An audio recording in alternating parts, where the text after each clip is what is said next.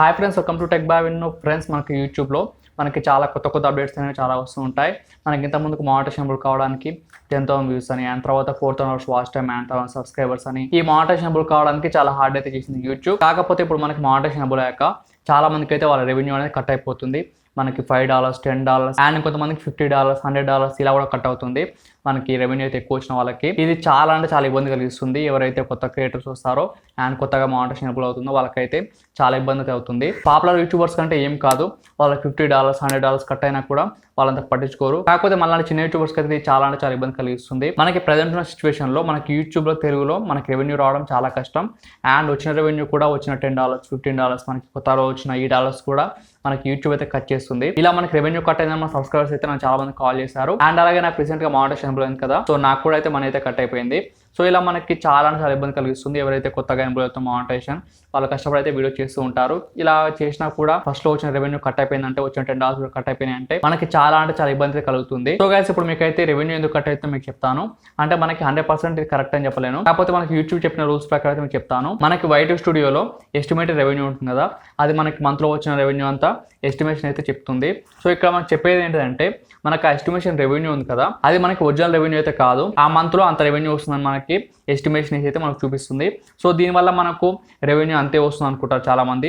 Estimation revenue అంతా చూపిస్తే అంతే వస్తుంది అనుకుంటారు, కాకపోతే మనకు రాదు. మీకు అంత రావచ్చు అని ఎస్టిమేషన్ అయితే చెప్తుంది, కానీ అందులో మనకి సగం రావచ్చు అండ్ పావంతు రావచ్చు. సో మనకి ఎంత వచ్చిందని చెప్పలేము. మనకి పేమెంట్ డేట్ రాగానే ఆ ఎస్టిమేషన్ రెవెన్యూ ఉంటుంది కదా, సో ఆ రెవెన్యూ నుంచి మనకి ఇన్వాలిడ్ క్లిక్స్ కానీ సిటిఆర్ కానీ ఇవన్నీ తీసేసిపోగా మనకి ఒరిజినల్ రెవెన్యూ మొత్తం మంత్ ఎండింగ్ లో కానీ అండ్ 15th తారీఖు కానీ మీకు అయితే షో అవుతుంది. సో అది మనకి ఒరిజినల్ రెవెన్యూ అనమాట. కాకపోతే ఇక్కడ మనకు కలిగే డౌట్ ఏంటంటే, మనకి ఎంత ఎస్టిమేషన్ రెవెన్యూ తీసేసినా కూడా మరి మనకి $10, $15 అండ్ $50 ఇలా మనకి ఎక్కువ మొత్తంలో అయితే కట్ చేస్తున్నారు యూట్యూబ్ వాళ్ళు అయితే. అండ్ ఇలా మనకి మనీ కట్ చేయడం ఎంతమంది మనకి 1 year బ్యాక్ 2 years బ్యాక్ అయితే ఎక్కువ అయితే లేదు. కాకపోతే మనకి యూట్యూబ్ రీసెంట్ గా అయితే చాలా మటుకు కట్ చేస్తుంది ఈ యూట్యూబ్ రెవెన్యూ అనేది.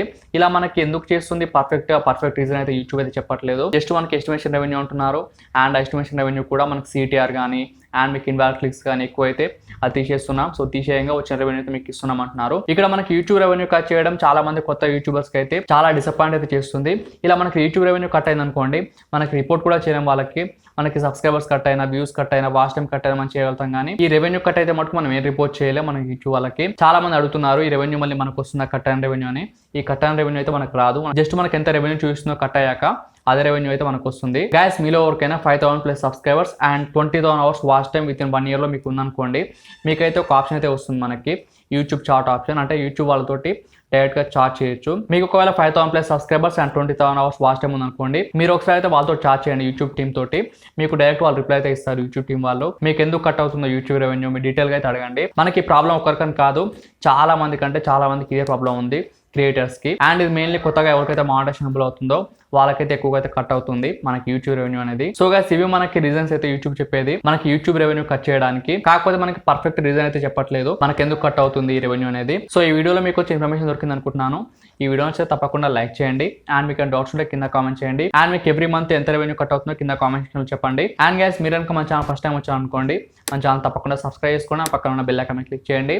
So friends, thank for watching. By by now, have a nice day. జై హింద్.